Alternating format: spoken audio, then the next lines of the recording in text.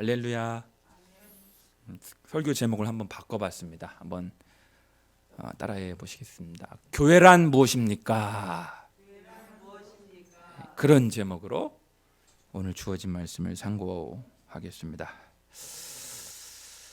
오늘부터는 그동안 그 구약의 학개서를 뒤로 하고요, 신약으로 돌아와서 빌립보서를 함께 상고하게 됩니다.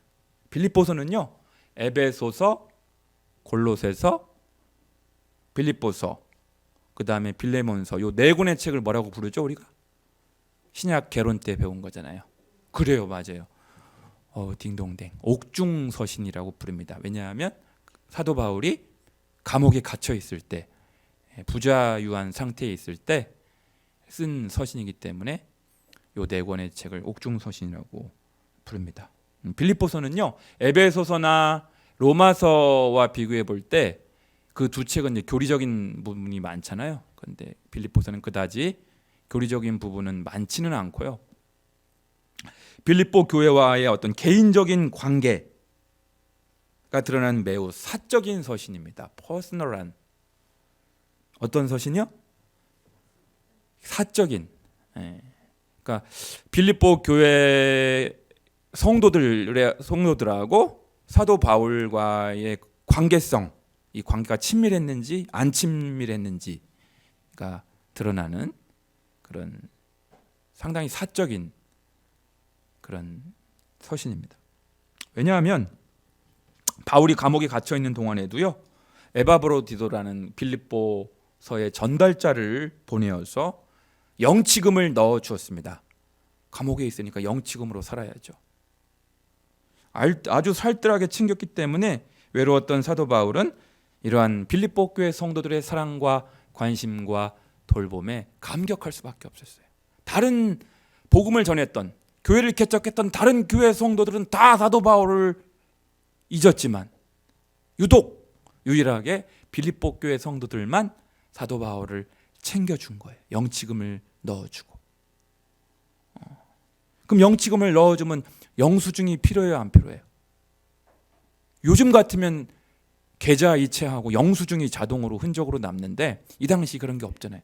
그래서 그에 대한 사랑의 보답으로 내가 영치금을 받았다, 에바브로디도를 통해 영치금을 받았으니 영수증의 성격으로 다시 빌립보 교회 성도들에게 편지를 보낸 거예요. 내가 받았다, 그 돈을 받았다.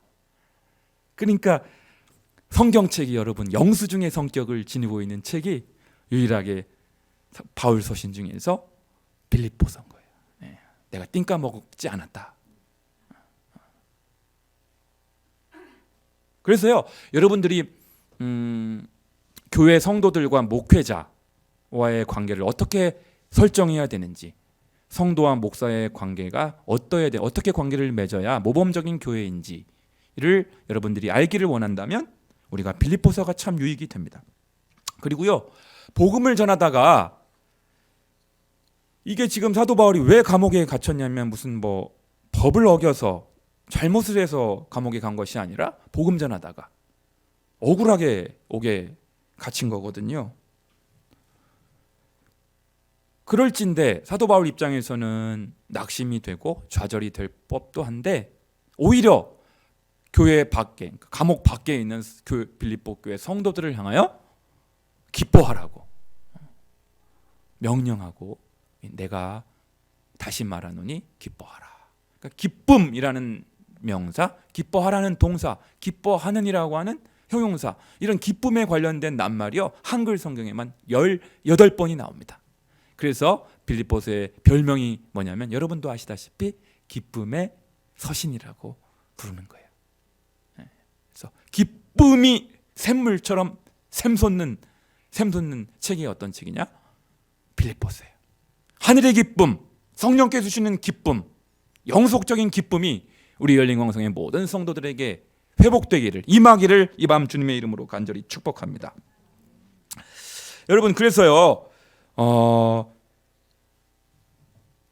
교회란 무엇인가라는 제목을 제가 던졌으니까 한번 이 밤 따라해 주시면 감사하겠습니다. 첫 번째로 따라해 주세요. 성도가 누구인지 알아야 합니다. 여러분 2절을 함께 읽겠습니다. 2절. 2절을 한번 2절만 시작. 하나님 우리 아버지와 주 예수 그리스도로부터 은혜와 평강이 너에게 있을지어다. 아멘. 성도란 누구겠습니까, 여러분? 성도. 제가 방금 읽었잖아요. 저는 어려운 질문 잘 안 하잖아요. 성도란 누구인가? 저를 한번 봐주시면 성도가 누굴까? 성도는요, 하나님을 아버지로 모시고 살아가는 사람이에요. 그리고 두 번째는 예수님을, 예수 그리스도를 주님으로 모시고 살아가는 사람이에요. 다시 한번, 누가 성도라고요? 하나님을 향하여 아빠, 아버지라고 부르짖으며 살아가는 사람이면서 동시에 예수님을, 예수 그리스도를 누구로 모셔요? 주님으로. 제가 지난번 설교했잖아요. 주인님이라고 부르자고 제안했잖아요.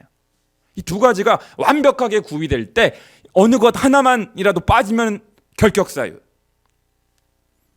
그러니까 하나님을 향하여 천지를 창조하시고 만유를 주관하시는 주제자 하나님을 향하여 아빠, 아들의 영을 부어주심으로 말미암아, 양자의 영을 부어주심으로 말미암아 너희는 다시 무수하는 종의 영을 받지 아니하고 양자의 영을 받았으므로 하나님을 아빠, 아버지라 부르짖느니라. 할렐루야.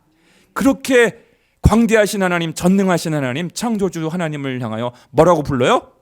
아빠라고 친밀하게, 친근하게 부름으로 말미암아 하나님과 영적 친밀감이 형성돼.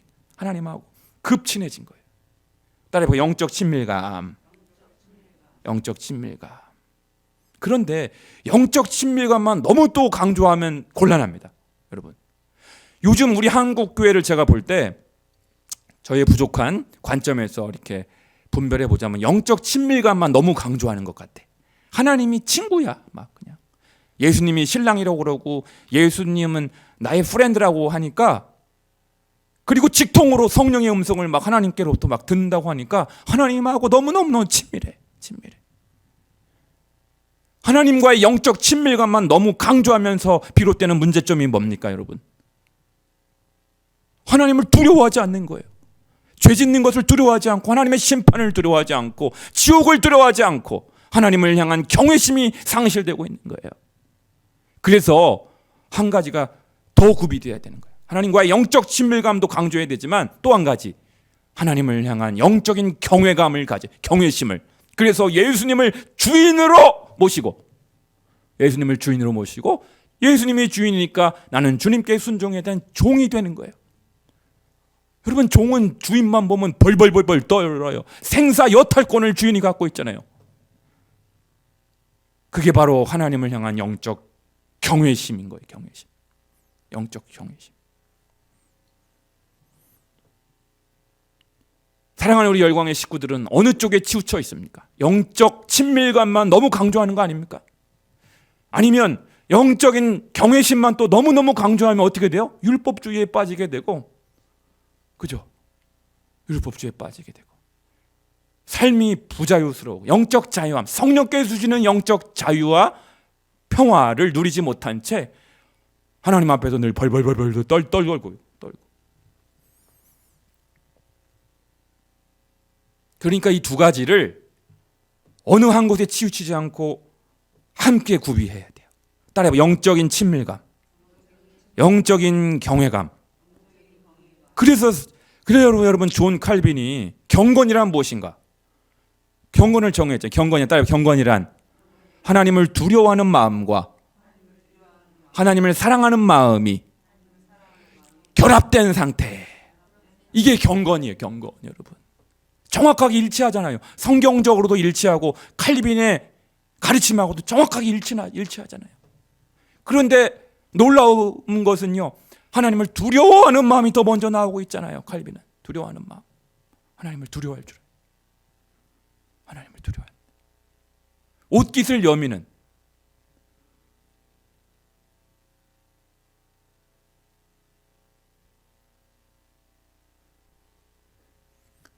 그래서 사랑하는 우리 열광의 식구들 쪽에 어느 한쪽, 이쪽에도 영적인 친밀감 쪽에만 너무 여기 기울어지면 안 되고, 영적인 경외심 쪽으로만 너무 기울어져도 안 되고, 이 두 가지가 균형 잡혀서 조화롭게.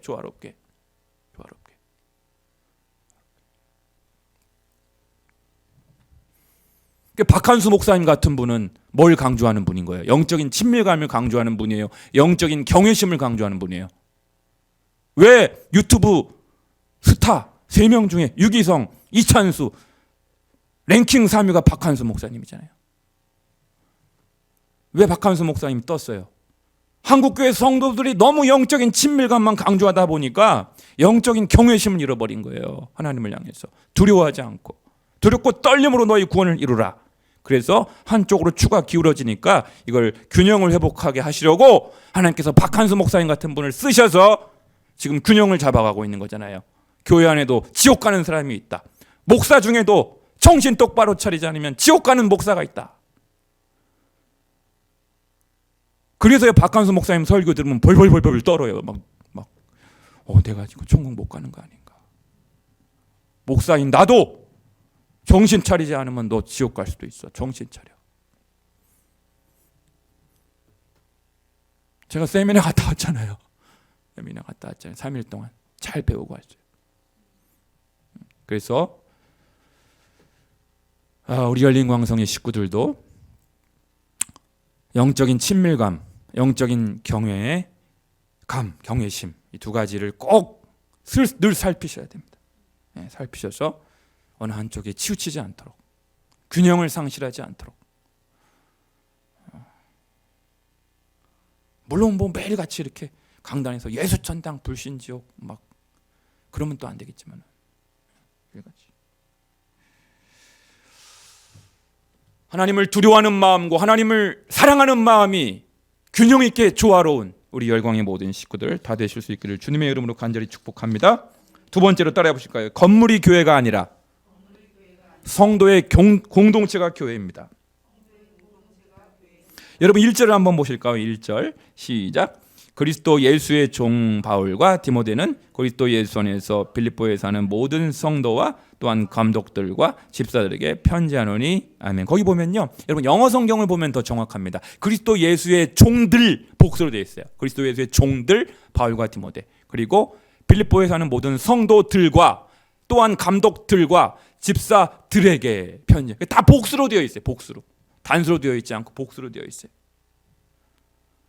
오늘 성경에도 우리 아버지라고, 하나님 나의 아버지라고 되어 있지 않고 성경 2절에 보니까 우리 아버지라고 표현하고 있잖아요. 철저하게 공동체임을 예수님께서 말씀하고 있었잖아요. 마태복음 18장 19, 20절을 통해 이렇게 말씀하신 적이 있죠. 진실로 다시 너희에게 이르노니 너희 중에 두 사람이 땅에서 합심하여 무엇이든지 구하면 하늘에 계신 내 아버지께서 그들을 위하여 이루게 하시리라. 두세 사람이 내 이름으로 모인 곳에는 나도 그들 중에 있느니라. 아멘. 그럼 여러분 교회가 조직되려면, 교회가 형성되려면 최소한 몇 명이 필요해요? 2명만 있으면 돼요, 여러분. 2명만. 여러분 어떤 목사님이 교회를 개척했습니다. 교인이 없어서 사모님하고 2사람만 예배를 드린다고 합시다. 아직 건물이 없어서 그렇게 2분만 집에서 예배를 드린다고 합시다. 교회입니까? 아닙니까? 교회입니다, 여러분. 교회예요.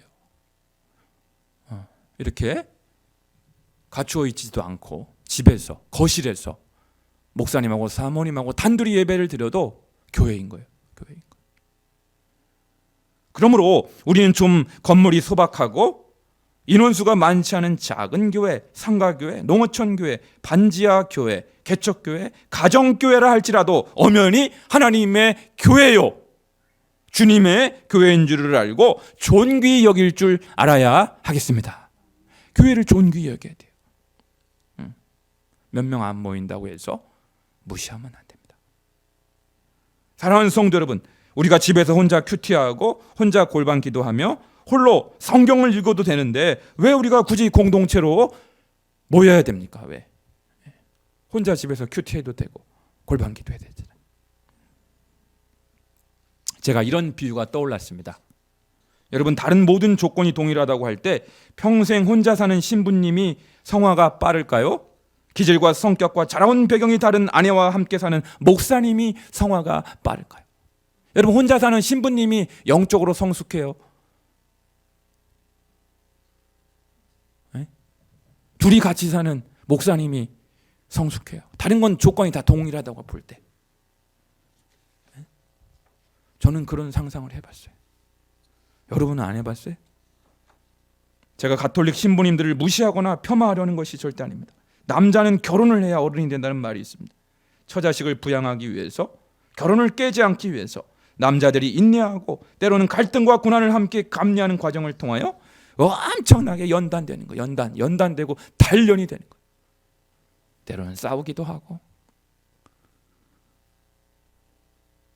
그러니까 혼자 사는 신부님이 성숙해요. 성품적으로, 인격적으로, 영적으로 성숙해. 깎이고 부서져야 하리, 더 많이 깨져야 하리. 목사님이 더 성숙해. 답이 나왔죠? 그러므로 여러분, 속사람이 인격이 성숙해지기 위해서, 성품이 성장하기 위해서 여러분, 하나님께서 마련해 두신 영적인 요람이 바로 뭐예요? 교회인 거예요. 교회. 개인 골방도, 개인 기도의 골방도 소중하지만 더 소중한 것은 바로 주님의 몸된 교회 공동체인 거예요. 공동체. 그러므로 따라해 보실까요? 교회를 사랑하는 것이 예수님을 사랑하는 것입니다. 교회를 사랑하지 않고 예수님을 사랑한다, 다 거짓말입니다, 여러분. 새빨간 거짓말입니다, 여러분. 왜냐하면 교회는 그리스도의 몸이라고 에베소서에서 말씀하고 있기 때문에 그래요.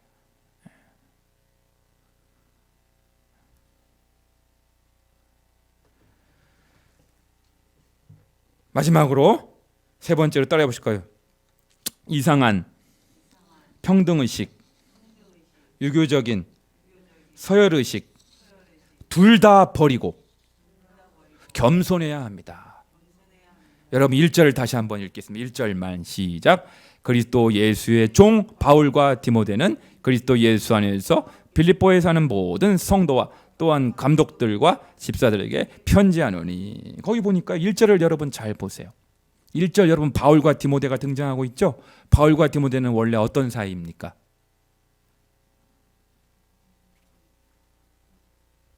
여러분 사도 바울은 독신이었지만 영적인 아들이 있었어요. 그게 누구예요? 디모데. 그러니까 사도 바울은 영적인 아비요, 디모데는 영적인 아들이, 영적인 부자 관계인 거예요. 그렇죠? 또 스승과 제자 사이기도 해요.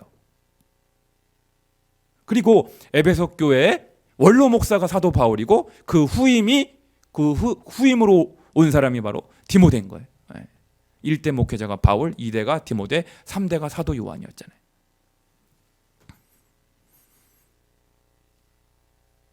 그런데요, 이렇게 차이가 있는데 사도 바울은 자신과 디모데를 어떻게 호칭하고 있냐면 자기도 그리스도 예수의 종이고 디모데도 그리스도 예수의 종이라는 거예요.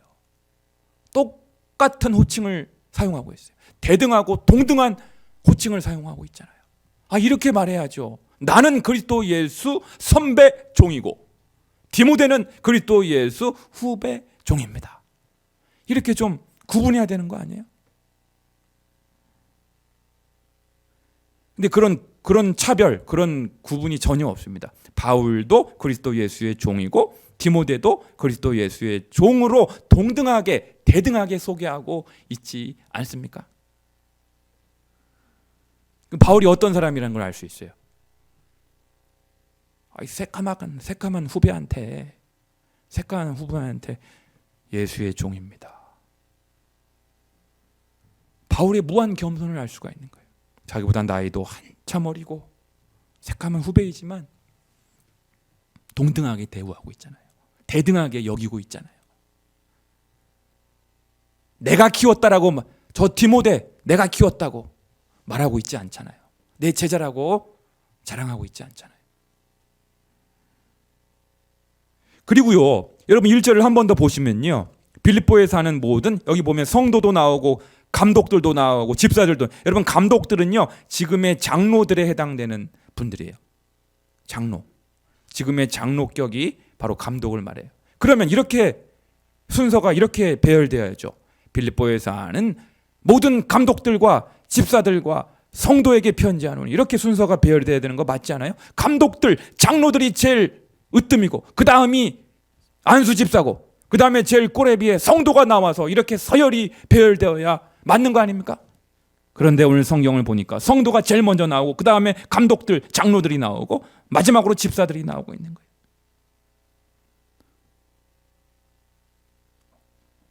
뒤죽박죽 되어 있잖아요. 오늘 성경, 우리 성경은. 여러분, 성경이 맞아요? 오늘날 우리의 문화가 맞아요? 성경이 맞잖아요. 이건 왜 어떤 의미입니까? 사역자 간의 우열이나 서열이 있을 수 없음을 말하는 거예요. 우린 너무나 뿌리 깊은 유교적 전통, 유교적 문화에 젖어 있어요. 목사가 제일 으뜸이고 그 다음이 장로고 그 다음이 안수집사고 그 다음이 권사고 제일 나중이 성도라고 생각해. 이렇게 계급화되어 있고 서열화되어 있단 말이에요. 이것은 유교적인 기독교예요? 그리스도교적인 기독교예요? 이번에 제가 3일 동안 박한수 목사님 세미나 갔다 왔는데 특강 강사로 정성진 목사님 오셨어요. 특강 강사로 중간에 한 번. 정성진 목사님도 그런 말씀. 오늘 한국 교회는 그리스도교적인 기독교가 아니라 유교적인 기독교가 되고 말았다. 유교적인 기독교. 유교적인 기독교.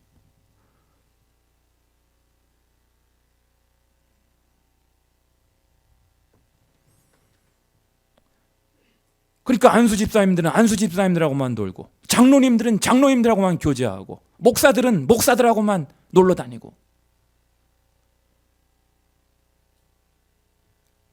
그렇게 되는 것이죠. 그러면 별로 좋지 않습니다. 섞여야 돼. 섞여야 돼.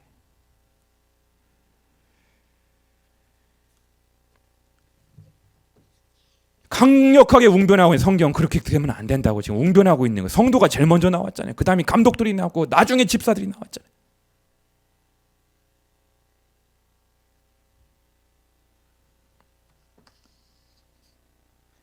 그러니까 오늘날 우리 한국교회 풍토를 보세요. 한국교회 관행과 풍토를, 문화를 보세요. 큰 교회 목사와 작은 교회 목사 간에 우열이나 서열이 없다고 말할 수 있을까요? 담임 목사나 부목사 간에 우열이나 서열이 없다고 말할 수 있을까요?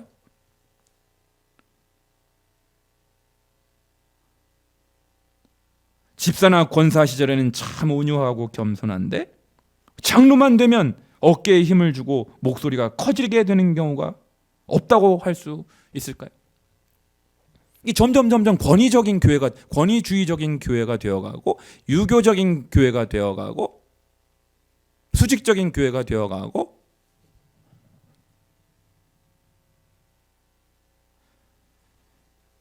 우리는 여기서 빌립보 교회의 문제점을 역추적해 볼 수가 있는 거예요. 이런 말씀을 통해서 빌립보 교회 안에 어떤 문제점이 있었다는 걸 우리가 역추적해 볼 수, 역발상으로 알 수가 있는 거예요. 빌립보 교회 안에 어떤 문제가 발생했는데 그것은 바로 사역자들 간에, 지도자들 간에 갈등이 있었던 거예요, 여러분. 지도자들 간에, 목사들 간에, 봉사자들 간에 갈등이 있었어요. 대표적으로 빌립보서 4장 2절에 보면 내가 유오디아를 권하고 순두개를 권하노니 주 안에서 같은 마음을 품으라. 둘 다 여성입니다. 여성, 유오디아도 여성 지도자, 순두개도 여성 지도자예요. 지도급에 있는 분들이 다툰 거예요, 서로. 두 여성 지도자 간의 다툼과 알력이 발생해서 경쟁하고 무시하고 그런 일이 빌립보 교회 안에서 벌어졌기 때문에 강력히 그걸 암시하고 있는 거예요, 지금. 사랑하는 성도 여러분, 우리 교회이든지 직장이든지 가정이든지 인간관계의 가장 기본이 무엇인지를 우리는 빌립보서를 통하여 절실하게 깨닫게 되는. 여러분, 가장 기본적인 인간관계의 기본이 뭘까요? 직업에 상관없이, 교회 내 어떤 직분에 상관없이, 나이에 상관없이, 성별에 상관없이 교회를 교회되게 하고, 교회를 화목하게 하고, 교회를 하나 되게 하고, 교회를 신령하게 만드는 가장 기본적인 덕목은 바로 무엇이냐면 그런 의미에서 겸손인 거예요. 겸손하기만 하면 돼요, 여러분. 겸손하기만 하면 절대로 교회의 화평이 깨지지 않습니다. 겸손하기만 하면 절대로 교회의 화목이 깨지지 않습니다. 교회도 영적인 가족이기 때문에 육적인 가족을 가정이라 말하고 영적인 가족을 교회라 말하는데요. 가정에서 가장 중요한 가치는 뭐예요? 가와만사성, 화목이란 말입니다. 화목, 평화예요. 교회도 마찬가지예요.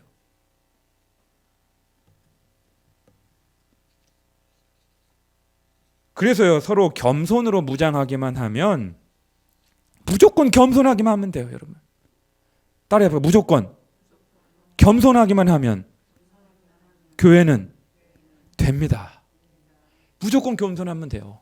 나이 상관, 나이 보지 말고, 직분 따지지 말고, 직업 차별하지 않고, 선후배 관계 따지지 말고, 서로 존중하고, 서로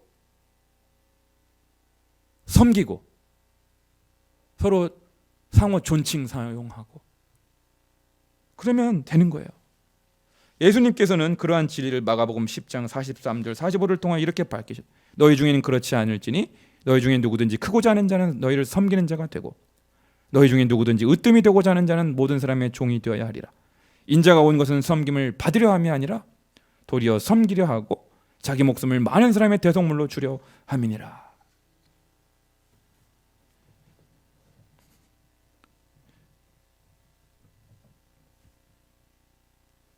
사랑하는 성도 여러분, 오늘 밤 우리 각 개인의 신앙을 진솔하게 점검해 보십시다. 나는 목회자이기 전에, 직분자이기 전에 정말로 성도다운 성도인지를 돌아보십시다. 하나님 아버지와 개인적으로 영적으로 친밀하면서도 동시에 예수님을 주인으로 모시는 영적인 경외함이 있는지를 돌아보실 수 있기를 바라요.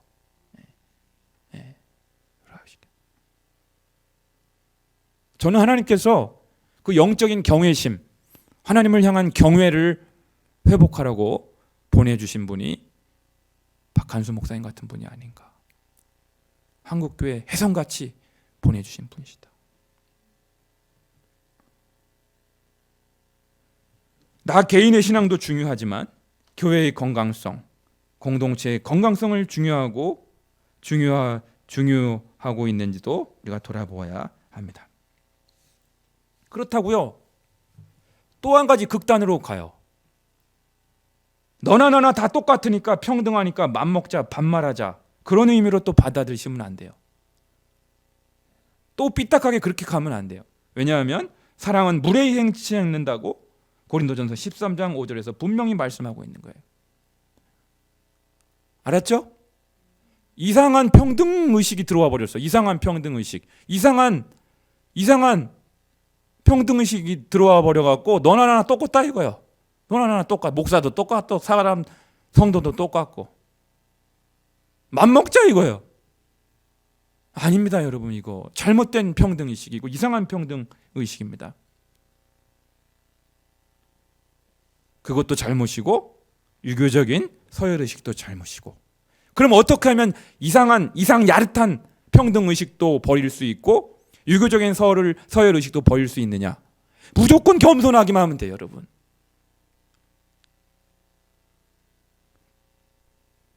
따라해봅시다. 무조건 얼굴 보지 말고 겸손하자.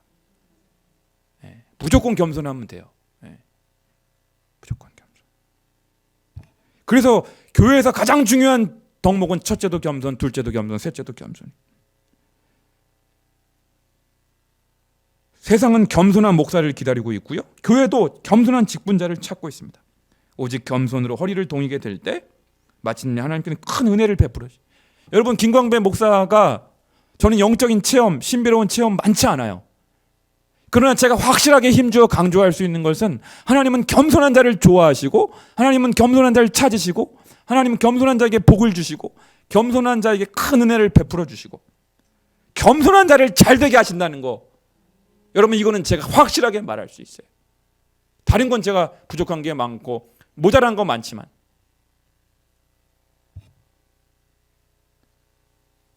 그래서 빌립보서를 제가 오늘 시작한 이유가 거기에 있는 것입니다. 잃어버린 겸손을 회복하고 다시 한번 우리의 허리를 겸손으로 동이고 우리 열린광성교회 공동체 안에 겸손의 영이 가득할 수만 있다면 교회가 화평하게 되고 화목하게 되고 아름다운 교회, 신령한 교회, 하나님께서 기뻐하시는 교회가 꼭 될 수 있을 줄로 믿습니다. 기도하겠습니다.